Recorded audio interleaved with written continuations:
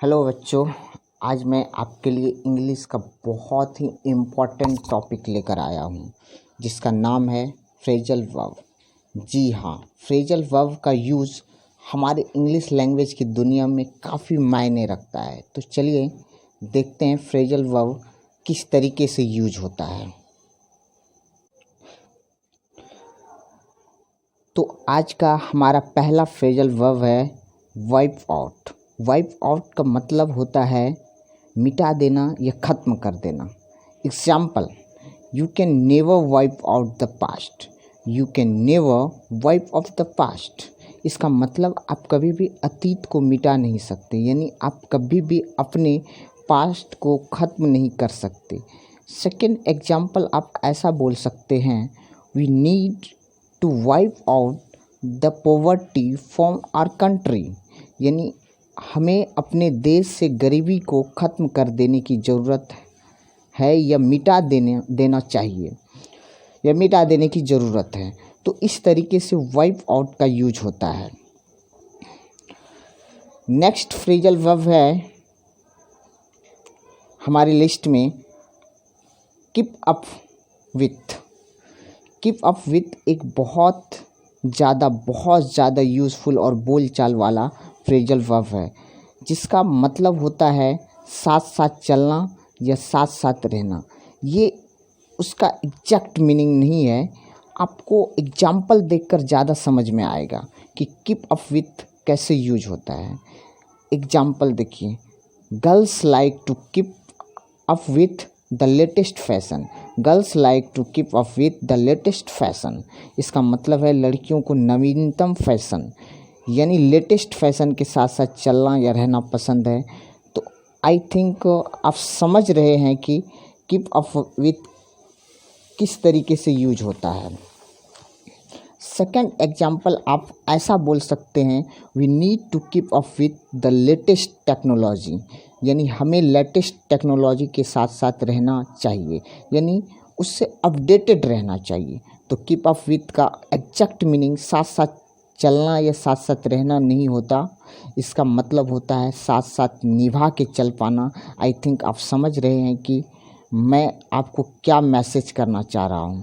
तो इसके ऊपर आप ज़्यादा एग्जाम्पल आप देखेंगे इंटरनेट वगैरह पर या आगे आप फ्यूचर में पढ़ेंगे तो आपको ज़्यादा समझ में आएगा।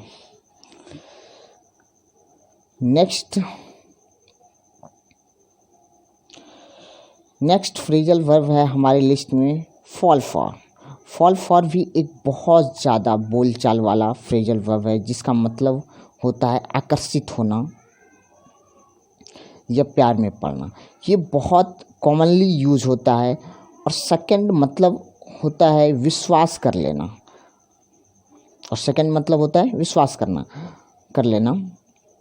एग्जाम्पल देखिए, don't fall for his tricks. Don't fall for his tricks. इसका मतलब उसकी चालाकी पर विश्वास मत करो। या फिर ऐसा बोलते हुए सुनते हैं लोगों को कि I am falling for her, यानी मैं उसकी तरफ आकर्षित हो रहा हूँ या मैं उसके प्यार में पड़ रहा हूँ। तो इस तरीके से फॉल फॉर यूज होता है। नेक्स्ट फ्रेजल वर्ब है हमारे लिस्ट में गेट बैक। गेट बैक का मतलब होता है वापस आना या लौटना। बहुत सिंपल मीनिंग है इसका। एग्जाम्पल देखिए, let's get back to the work. Let's get back to the work. इसका मतलब है चलिए काम पर वापस आते हैं। या let's get back to the point. Let's get back to the point. अपने पॉइंट या मुद्दे पर वापस आते हैं। या फिर आप ऐसा बोल सकते हैं, I will meet you when I get back. I will meet you when I get back, यानी जब मैं वापस आऊँगा तो मैं आपसे मिलूँगा। तो इस तरीके से गेट बैक यूज होता है। नेक्स्ट फ्रेजल वर्ब है बैक आउट। क्या है? Back out. यह भी एक बहुत ज़्यादा बोलचाल वाला, बहुत ज़्यादा कॉमनली यूज्ड फ्रेजल वर्ब है जिसका मतलब होता है अपनी बात से फिर जाना या मुकर जाना। एग्जाम्पल देखिए, you have to come, you can't back out now. You have to come मतलब आपको आना पड़ेगा। You can't back out now, अब आप अपनी बात से मुकर नहीं सकते। या बोल चाल में आप ऐसा बोल सकते हैं कि उसने अपने प्रॉमिस से बैक आउट कर लिया, यानी वह अपने प्रॉमिस से मुकर गया। तो बैक आउट अलग अलग तरीके से यूज हो सकता है। तो बच्चों, आज मैंने 5 फ्रेजल वर्ब्स के बारे में आपको मैंने जानकारी दी। आई होप आपको काफ़ी इम्पॉर्टेंट नॉलेज मिली होगी। तो ऐसी और जानकारी लेने के लिए हमारे चैनल को लाइक एवं सब्सक्राइब करें। अगले वीडियो में मैं फिर मिलूँगा एक नए टॉपिक के साथ। Thank you.